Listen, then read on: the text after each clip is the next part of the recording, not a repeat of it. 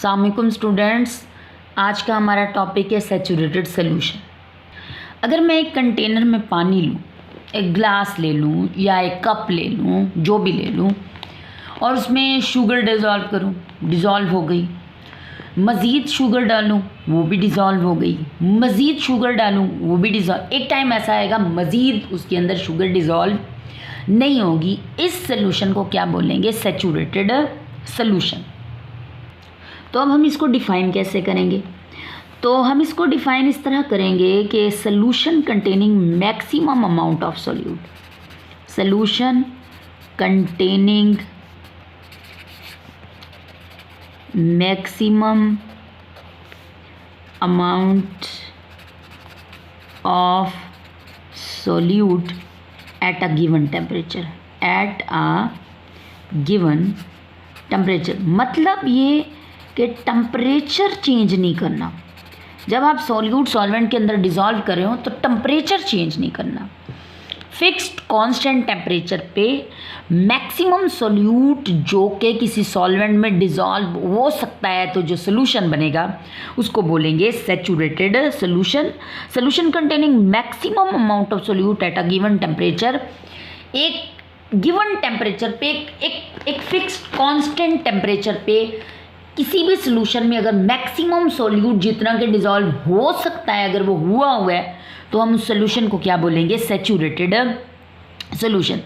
अच्छा, at constant temperature या eight a given temperature का क्या मतलब? कि टेम्परेचर चेंज नहीं करना। यानी अगर हम ये प्रोसेस 30 डिग्री सेल्सियस पे कर रहे हैं तो 30 ही डिग्री सेल्सियस पे होना चाहिए। टेम्परेचर को वेरी नहीं करना चाहिए, टेम्परेचर चेंज नहीं करना। तो हम इसको यूँ डिफाइन करेंगे कि एट अ गिवन टेम्परेचर। अब बच्चों, अगर हम इस सैचुरेटेड सॉल्यूशन को पार्टिकल लेवल पे डिस्क्राइब करें तो किस तरह करेंगे? देखो, मैंने सॉल्यूट लिया और मैंने इसको सॉल्वेंट में डाला। अब यहाँ पे ये इसके अंदर डिज़ोल्व होने लग गया और डिसोल्यूशन का प्रोसेस होने लग गया। ये इसके अंदर डिज़ोल्व होना स्टार्ट हो गया, डिज़ोल्व हो रहा है, डिसोल्यूशन का प्रोसेस हो रहा है, और क्या बन रहा है मेरे पास? सॉल्यूशन। बच्चों देखो, सॉल्यूट का सॉल्वेंट में जाना, डिज़ोल्व होना और सॉल्यूशन का बनना, इसको बोलेंगे फॉरवर्ड रिएक्शन। देखो, मैंने सॉल्वेंट लिया, उसमें सॉल्यूट डाला, सॉल्यूट डिज़ोल्व होने लग गया और सॉल्यूशन बनना स्टार्ट हो गया। ये यहाँ पे क्या हो रहा है? Forward reaction. इसको हम यहाँ पे बोलेंगे फॉरवर्ड रिएक्शन। अब सॉल्यूट मैं डालती गई, डिज़ोल्व होता गया। जब काफ़ी सॉल्यूट सॉल्वेंट में डिज़ोल्व होकर सॉल्यूशन बन गया तो ये फॉरवर्ड रिएक्शन हो रहा है। जब काफ़ी सॉल्यूट सॉल्वेंट में डिज़ोल्व होकर सॉल्यूशन बन गया तो मैं आपको बताऊं, सॉल्यूशन क्या करेगा? वो वापस सॉल्यूट और सॉल्वेंट बनाना शुरू कर देगा, और इसको हम बोलेंगे, इस प्रोसेस को हम रिवर्स प्रोसेस बोलेंगे। कि रिवर्स प्रोसेस शुरू हो गया है, सॉल्यूशन वापस सॉल्यूट और सॉल्वेंट बनाना शुरू कर देगा। इस प्रोसेस को रिवर्स प्रोसेस बोलेंगे, और हम इसको यहाँ इस पर्टिकुलर रिएक्शन में क्या बोलेंगे? क्रिस्टलाइजेशन। अच्छा जी, दोबारा सुनेंगे। अब मैंने सॉल्यूट लिया, उसको सॉल्वेंट में डाला, सॉल्यूशन बनने का प्रोसेस शुरू हो गया। फॉरवर्ड रिएक्शन, बड़ी स्पीड से फॉरवर्ड रिएक्शन हो रहा है। फिर एक टाइम ऐसा आएगा जब काफ़ी सॉल्यूट सॉल्वेंट में डिज़ोल्व होकर सॉल्यूशन बन चुका होगा, तो सॉल्यूशन वापस क्या बनाना शुरू कर देगा? सॉल्यूट और सॉल्वेंट, रिवर्स प्रोसेस शुरू हो जाएगा। अब मैं आपको बताऊं बच्चों कि फॉरवर्ड रिएक्शन भी हो रहा है, रिवर्स प्रोसेस भी हो रहा है, फॉरवर्ड प्रोसेस भी हो रहा है, रिवर्स प्रोसेस भी हो रहा है। शुरू में फॉरवर्ड प्रोसेस बड़ी तेज़ी से हो रहा है। फॉरवर्ड प्रोसेस क्या है? सॉल्यूट और सॉल्वेंट का डिज़ोल्व होना और सॉल्यूशन का बनना। फॉरवर्ड प्रोसेस बड़ी तेज़ी से हो रहा है, लेकिन थोड़ी देर बाद क्या होगा? रिवर्स प्रोसेस शुरू हो जाएगा। अब रिवर्स प्रोसेस मैं आपको बताऊँ, बड़े स्लो हो रहा है, बड़े स्लो। शुरू में रिवर्स प्रोसेस, सॉल्यूशन से वापस सॉल्यूट और सॉल्वेंट का बनना, क्रिस्टलाइजेशन का प्रोसेस बड़ी स्लोली हो रहा है, बड़ी स्लो प्रोसेस हो रहा है। लेकिन धीरे धीरे पता है क्या होगा? कि फॉरवर्ड प्रोसेस क्या है? सॉल्यूट का सॉल्वेंट में डिज़ोल्व होना, सॉल्यूशन का बनना। फॉरवर्ड प्रोसेस की स्पीड कम होना शुरू हो जाएगी, यानी सोल्यूट की सॉल्वेंट में डिसॉल्व होने की शरह घटना शुरू हो जाएगी और with the passage of time solution से वापस सोल्यूट और सॉल्वेंट के बनने की शरह बढ़ती जाएगी। यानी with the passage of time forward process slow down होता जाएगा और रिवर्स प्रोसेस की स्पीड बढ़ना शुरू हो जाएगी। और एक ऐसा टाइम आएगा कि जब फॉरवर्ड प्रोसेस की स्पीड और रिवर्स प्रोसेस की स्पीड बराबर हो जाएगी। अब फॉरवर्ड प्रोसेस क्या है? सॉल्यूट का सॉल्वेंट में जाना, सॉल्यूशन का बनना, डिसॉल्व होना, ये है फॉरवर्ड प्रोसेस। और सॉल्यूशन से वापस सॉल्यूट और सॉल्वेंट का बनना, ये है रिवर्स प्रोसेस। तो मैं क्या कह रही हूँ कि शुरू में फॉरवर्ड प्रोसेस बड़ी तेज़ी से हो रहा है और रिवर्स प्रोसेस बहुत धीरे धीरे हो रहा है। लेकिन फिर क्या होगा कि फॉरवर्ड प्रोसेस की स्पीड घटना और रिवर्स प्रोसेस की स्पीड बढ़ना शुरू हो जाएगी। और एक टाइम ऐसा आएगा कि जब फॉरवर्ड प्रोसेस की स्पीड रिवर्स प्रोसेस की स्पीड के बराबर हो जाएगी। फॉरवर्ड प्रोसेस की स्पीड और रिवर्स प्रोसेस की स्पीड का बराबर होना, इसका क्या मतलब? इसका ये मतलब कि जितना, और इस स्टेज को बोलेंगे एक डायनामिक इक्विलिब्रियम। क्या बोलेंगे? Dynamic equilibrium. डायनामिक इक्विलिब्रियम क्या है? जब फॉरवर्ड प्रोसेस का स्पीड रिवर्स प्रोसेस की स्पीड के बराबर हो जाएगा, that particular state is known as dynamic equilibrium. और उस टाइम होगा क्या? उस टाइम ये होगा बच्चों कि जितना सॉल्यूट सॉल्वेंट में डिसॉल्व होकर सोल्यूशन बनाएगा, उतना ही सोल्यूशन वापस क्या बना देगा? सॉल्यूट। जितना सॉल्यूट सॉल्वेंट में डिसॉल्व होकर सोल्यूशन बनाएगा, उतना ही सोल्यूशन वापस क्या बना देगा? सॉल्यूट और सॉल्वेंट। और क्रिस्टलाइजेशन का प्रोसेस हो जाएगा। इस स्टेज को बोलेंगे डायनामिक इक्विलिब्रियम। और बच्चों, जब डायनामिक इक्विलिब्रियम आ जाएगा तो इस टाइम जो सोल्यूशन होगा उसको बोलेंगे सैचुरेटेड सोल्यूशन। अच्छा, आप मुझे ये बताओ, देखो कि जितना, जब डायनामिक इक्विलिब्रियम आ गया, मैं उससे पहले की बात नहीं कर रही, मैं उस टाइम की बात कर रही हूँ जब डायनामिक इक्विलिब्रियम आ गया। बच्चों, अगर डायनामिक इक्विलिब्रियम आ गया, और डायनामिक इक्विलिब्रियम का मतलब क्या है कि जितना सॉल्यूट सॉल्वेंट में डिसॉल्व होकर सोल्यूशन बनाएगा, उतना सोल्यूशन वापस क्या बना देगा? सॉल्यूट और सॉल्वेंट। तो उससे पहले हर लम्हा सॉल्यूट की सॉल्वेंट में डिसॉल्व होने की शरह ज़्यादा है इक्विलिब्रियम आने से पहले। लेकिन जब इक्विलिब्रियम आ गया तो उस टाइम तो जितना सॉल्यूट सॉल्वेंट में डिसॉल्व होकर सोल्यूशन बनाएगा, उतना सोल्यूशन वापस सॉल्यूट बना देगा और सॉल्वेंट बना देगा। तो आप मुझे बताओ कि क्या उस सोल्यूशन के अंदर, ये हमारा सपोज सोल्यूशन है, इसमें जितना सॉल्यूट, इक्विलिब्रियम आ गया है, जितना सॉल्यूट सॉल्वेंट में डिसॉल्व होकर सोल्यूशन बनाएगा, उतना सोल्यूशन वापस सॉल्यूट और सॉल्वेंट बना देगा। तो क्या अंदर जो डिसॉल्व्ड सॉल्यूट है, जो इस सोल्यूशन में डिसॉल्व्ड सॉल्यूट है, क्या उसकी क्वांटिटी में कोई फर्क पड़ेगा? डिसॉल्व्ड सॉल्यूट, देखो कुछ तो सॉल्यूट डिसॉल्व हो गया ना, फिर उसके बाद इक्विलिब्रियम आ गया। अब इक्विलिब्रियम पे जितना सॉल्यूट सॉल्वेंट में डिसॉल्व होकर सोल्यूशन बनाएगा, उतना सोल्यूशन वापस क्या बना देगा? सॉल्यूट। तो उतना ही सॉल्यूट वापस बन गया। तो यहाँ पे जो डिसॉल्व्ड अमाउंट ऑफ सॉल्यूट है, नेट डिसॉल्व्ड सॉल्यूट, क्या उसकी अमाउंट पे कोई फर्क पड़ेगा? नहीं, कोई फर्क नहीं पड़ेगा। इक्विलिब्रियम आने से पहले हाँ फर्क पड़ेगा, लेकिन जब इक्विलिब्रियम आ गया तो उसके बाद जितना सॉल्यूट सॉल्वेंट में डिसॉल्व होकर सोल्यूशन बनाएगा, उतना सॉल्यूशन वापस सॉल्यूट बना देगा, सॉल्वेंट बना देगा। तो क्या अंदर नेट सॉल्यूट जो डिसॉल्व्ड है उसकी अमाउंट पे कोई फर्क पड़ेगा? नहीं।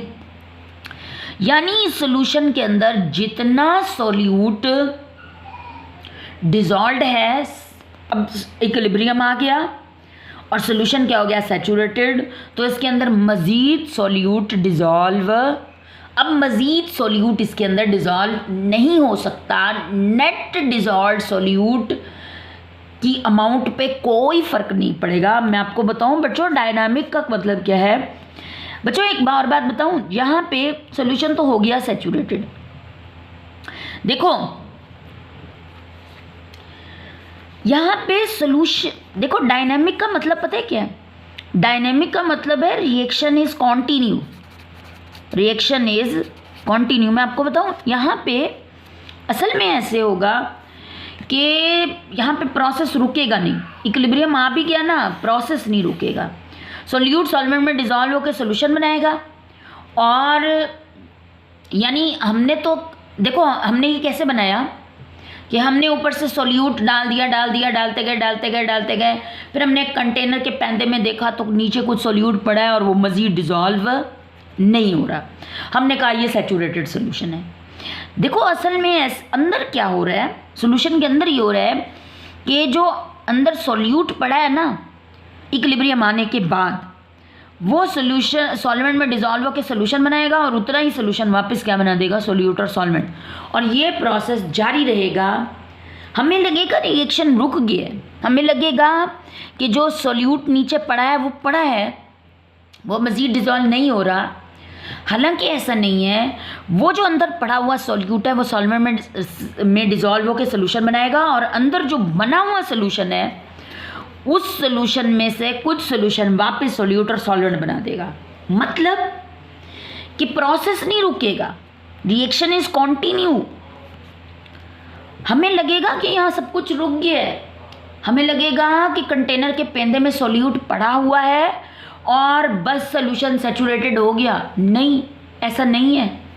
वो जो कंटेनर के पेंदे में पड़ा हुआ सोल्यूट है वो सॉल्वेंट में डिजॉल्व होकर सोल्यूशन बनाएगा और जो ऑलरेडी सोल्यूशन बना हुआ है उसमें से सोल्यूशन वापस क्या बना देगा, सोल्यूट और सॉल्वेंट।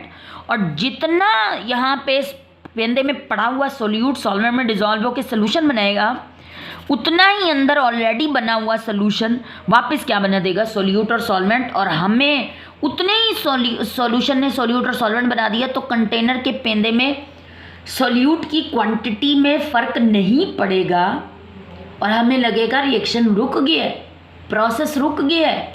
हालांकि ऐसा नहीं है। वहाँ पे कंटेनर के पेंदे में पड़ा हुआ सोल्यूट सॉल्वेंट में डिजॉल्व होकर सोल्यूशन बना रहा है तो ऑलरेडी बना हुआ सोल्यूशन वापस क्या बना रहा है, सोल्यूट और सॉल्वेंट। लेकिन जितना कंटेनर में पेंदे में पड़ा हुआ सोल्यूट सॉल्वेंट में डिजॉल्व होकर सोल्यूशन बनाएगा उतना ही सोल्यूशन वापस सोल्यूट और सॉल्वेंट बना देगा और हमें लगेगा कि अंदर सब कुछ रुक गया है, प्रोसेस रुक गया है।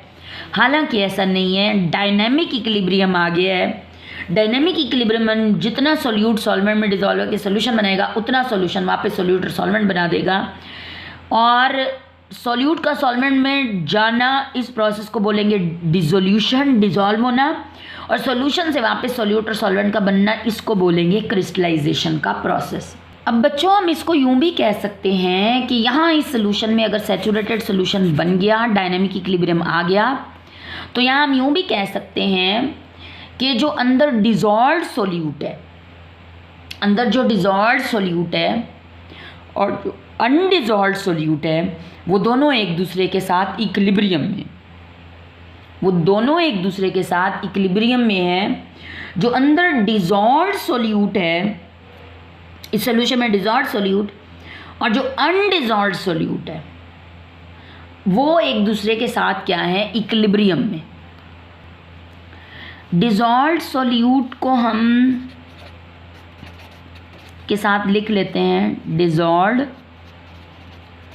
और जो सोल्यूट डिजॉल्व नहीं हुआ उसको लिखेंगे क्रिस्टलाइज्ड, क्रिस्टलाइज्ड। तो जितना सोल्यूट अंदर डिजॉल्व हुआ और जितना सोल्यूट अंदर डिजॉल्व नहीं हुआ, क्रिस्टलाइज हो गया, वापस क्रिस्टलाइज हो गया, वो दोनों एक दूसरे के साथ क्या है, इक्विलिब्रियम में। और इस तरह के सोल्यूशन को हम क्या बोलते हैं, सैचुरेटेड सोल्यूशन। अच्छा बच्चों एक और चीज़ कि ये हमारा सैचुरेटेड सोल्यूशन बन गया, इसमें जितना सोल्यूट सॉल्वेंट में डिजॉल्व होकर सोल्यूशन बनाएगा उतना सोल्यूशन वापस सोल्यूट और सॉल्वेंट बना देगा जब डायनामिक इक्विलिब्रियम आ जाएगा। तो अंदर जो नेट डिजॉल्व, देखो अंदर जो सोल्यूट डिजॉल्व है उसकी अमाउंट पे कोई फ़र्क पड़ा नहीं, क्योंकि जितना सोल्यूट मज़ीद डिजॉल्व होगा उतना ही सोल्यूशन वापस क्या बना देगा, सोल्यूट, उतना ही सोल्यूट वापस बन जाएगा। तो अंदर जो सोल्यूट सोल्यूशन में डिजॉल्व है उसकी अमाउंट पे कोई फ़र्क पड़ेगा नहीं, कोई फ़र्क नहीं पड़ेगा। जितने सोल्यूट ने जितना नीचे पेंदे में पड़ा हुआ सोल्यूट सॉल्वेंट में डिजॉल्व होकर सोल्यूशन बनाया, उतना ही सोल्यूशन ऑलरेडी बना हुआ सोल्यूशन वापस उतना ही सोल्यूट और सॉल्वेंट बना देगा। तो क्या सोल्यूट जो पेंदे में पड़ा है उसके अनडिजॉल्व सोल्यूट, पेंदे में पड़ा हुआ सोल्यूट कौन सा है? Undissolved solute.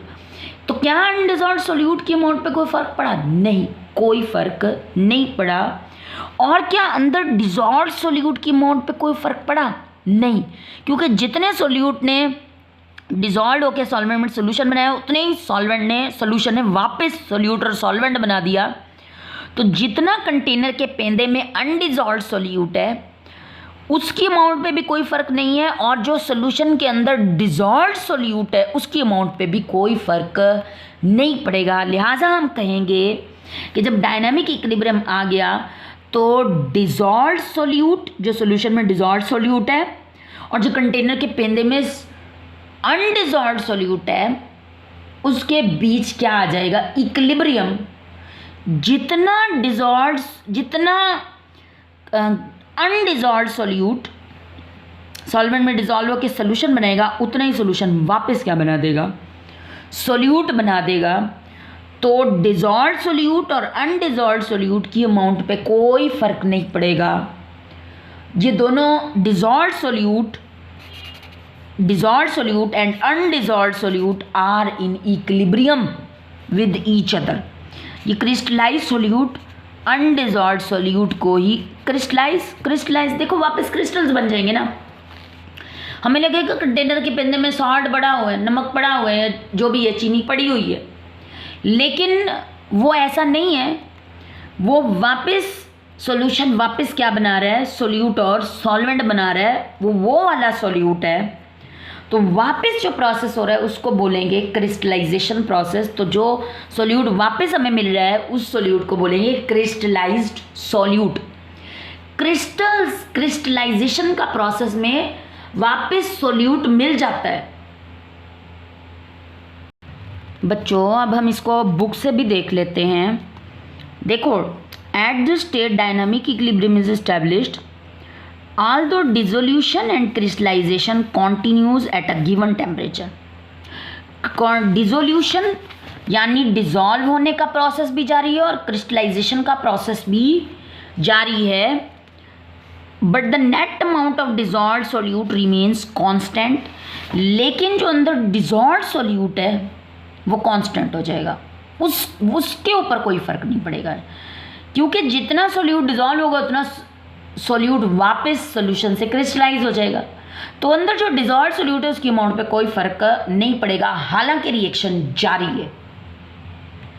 रिएक्शन जारी का क्या मीनिंग? देखो, सोल्यूट सॉल्वेंट में डिजॉल्व होकर सोल्यूशन बनाएगा, नीचे पड़ा हुआ सोल्यूट उतना ही सोल्यूशन वापस क्या बना देगा? सोल्यूट और सॉल्वेंट, और ये जारी रहेगा।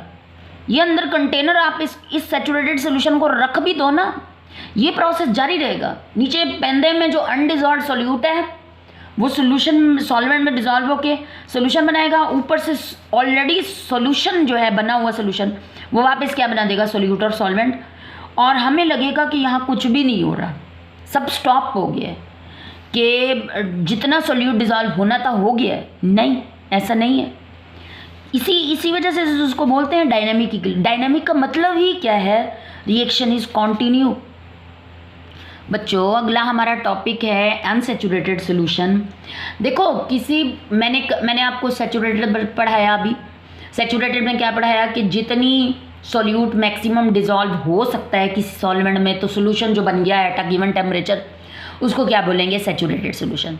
देखो, किसी भी सोल्यूशन को अगर सैचुरेटेड बनाने के लिए जितना मुझे सॉल्यूट दरकार है, जितना मुझे सॉल्यूट रिक्वायर है, अगर उस सोल्यूशन में उतने सॉल्यूट से कम सॉल्यूट होगा तो जो सोल्यूशन होगा उसको बोलेंगे अनसैचुरेटेड सोल्यूशन। सपोज किसी सोल्यूशन को सैचुरेटेड बनाने के लिए मुझे 20 ग्राम सॉल्यूट चाहिए था ताकि सोल्यूशन सैचुरेटेड हो जाए, तो अगर 20 ग्राम सॉल्यूट से कम सॉल्यूट होगा तो उस सोल्यूशन को बोलेंगे सैचुरेटेड। तो नहीं होगा क्योंकि सॉल्यूट 20 ग्राम चाहिए था, तो अब उस सोल्यूशन को बोलेंगे अनसैचुरेटेड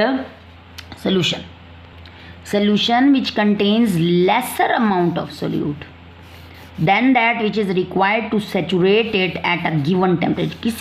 किसी खास टेम्परेचर पे किसी सोल्यूशन को सेचुरेटेड बनाने के लिए जितना सोल्यूट रिक्वायर है, अगर उस सोल्यूशन में उतनी अमाउंट से कम सोल्यूट है तो सोल्यूशन को क्या बोलेंगे? Unsaturated solution. उसके बाद सुपर सेचुरेटेड सोल्यूशन आ जाता है। बच्चों, सुपर सेचुरेटेड सोल्यूशन क्या है? देखो, मैंने एक कंटेनर लिया, उसके अंदर मैंने मैक्सिमम जितना भी सॉल्ट डिज़ोल्व हो सकता था कर लिया। मेरा सोल्यूशन कैसा बन गया? Saturated solution. अब अगर मैं रूम टेम्परेचर पे ये प्रोसेस करूँ, मैंने टेम्परेचर कांस्टेंट कर दिया, सेचुरेटेड सोल्यूशन बन गया। अब मज़ीद उसके अंदर सॉल्ट डिज़ोल्व नहीं हो सकता। अगर मैं उसी सोल्यूशन को उठाऊँ, चूल्हे पे चढ़ा दूँ, हीट करना शुरू कर दूँ, तो आपको पता है मज़ीद उसके अंदर सॉल्ट डिज़ोल्व हो जाएगा। मज़ीद सॉल्ट डिज़ोल्व हो जाएगा। और एक टेम्परेचर में कांस्टेंट, अब टेम्परेचर बढ़ा के एक खास टेम्परेचर बढ़ा के एक खास हद तक ले जाऊंगी, और अब उस टेम्परेचर पे मज़ीद उसके अंदर सॉल्ट डिज़ोल्व हो जाएगा। अब इस सोल्यूशन को बोलेंगे सुपर सेचुरेटेड सोल्यूशन। ऐसा सोल्यूशन जिसमें मैक्सिमम सोल्यूट इंक्रीज टेम्परेचर पे डिज़ोल्व हो गया, इसको बोलेंगे सुपर सेचुरेटेड सोल्यूशन। देखो, अब इसको कैसे डिफाइन करेंगे? Solutions containing greater amount of solute then is required to form a saturated solution. किसी भी सेचुरेटेड सोल्यूशन बनाने के लिए जितना सोल्यूट रिक्वायर है, अगर सोल्यूशन में उससे ज़्यादा अमाउंट है सोल्यूट की, तो हम उसको बोलेंगे सुपर सेचुरेटेड सोल्यूशन। और सुपर सेचुरेटेड सोल्यूशंस ज़्यादा concentrate, super saturated solutions are more concentrated than saturated solutions। Saturated solution की निस्बत इनकी कंसंट्रेशन ज़्यादा है। अगर मैं सोडियम थायोसल्फेट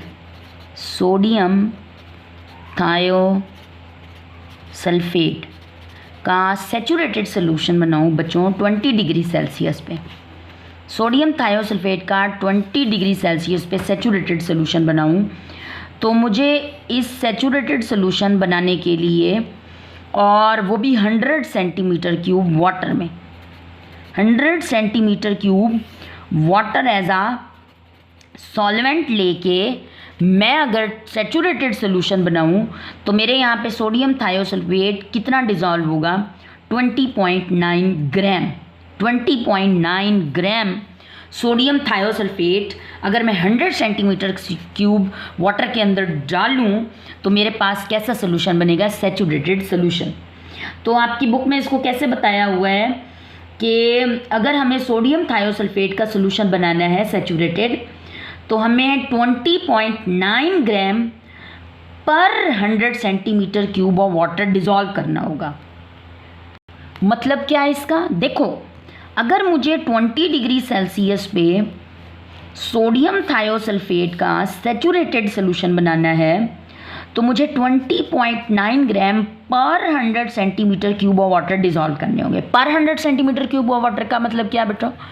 पर 100 सेंटीमीटर क्यूब वाटर का मतलब कि ये कि फॉर ईच 100 सेंटीमीटर क्यूब, यानी 100 सेंटीमीटर क्यूब वाटर अगर मेरे पास है तो 20.9 ग्राम डिज़ोल्व होगा।